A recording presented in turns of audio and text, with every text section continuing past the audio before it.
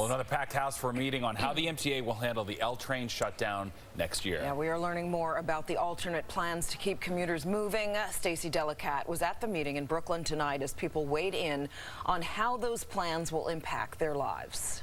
With less than a year to go until the L train shuts down for 15 months, riders are nervous about the impact. Yeah, I think chaos is kind of inevitable. I think it's going to be at least like double the commute time, right? So. The MTA and Department of Transportation holding a town hall meeting in East Williamsburg tonight to explain their proposed mitigation plans. They include ramping up service on other subway lines, adding more bus and ferry service, and establishing HOV and dedicated bus lanes on the Williamsburg Bridge, as well as on Brooklyn's Grand Street and 14th Street at to-be-determined peak hours. But even with all those alternatives, officials acknowledge disruption is inevitable. This is an unprecedented challenge. It's an amazing statistic that standing on its own, the L train is the 10th largest transit system in North America. One bit of good news for riders tonight, New York City Transit.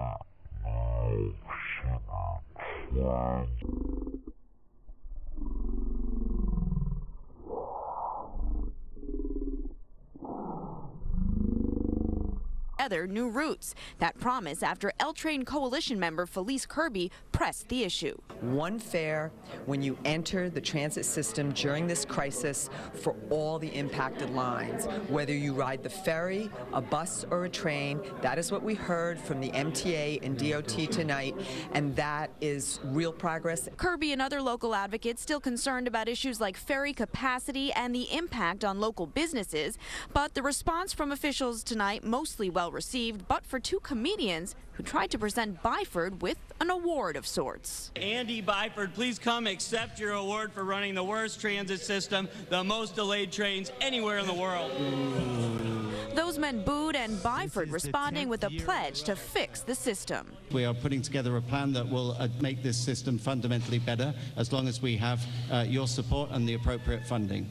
The big question still looming, when will the city and the MTA release their final contingency plan for this shutdown? New York City Transit Chief Andy Byford saying that could happen in as soon as a few weeks from now.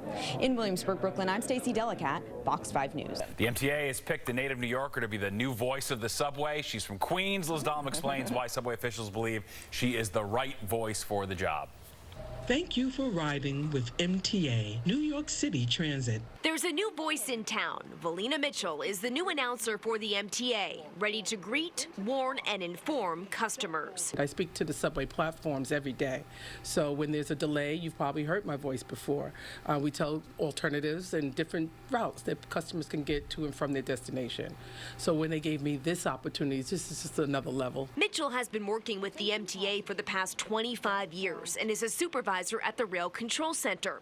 Last fall, the native of Queens got the attention of her new boss, who fell in love with her voice. It was so kind and authoritative at the same time, and made me listen in a new way. What was really important to us was having a lifelong New Yorker and someone with that New York accent and that New York sensibility and the ability to connect with New Yorkers. Putting your bag or hand in the door can be very dangerous. Mitchell has already recorded more than a dozen announcements, which are playing at stations and trains across the city. If it helps them pay attention a little bit better, saying, oh, I can recognize that, that's a New Yorker, she's here for me. That's what I really want, somebody who they can relate to. New Yorkers hope the days of gargled announcements are over, and they'll be able to hear Miss Mitchell loud and clear. It's really hard to understand sometimes. It's static. It's like poor quality, but if they're going to change it, I'm all for it. I think it's a great idea. Miss Mitchell says she hopes her voice will help make the ride a little smoother for passengers, while the MTA says this is all part of its bigger plan to better communicate with customers.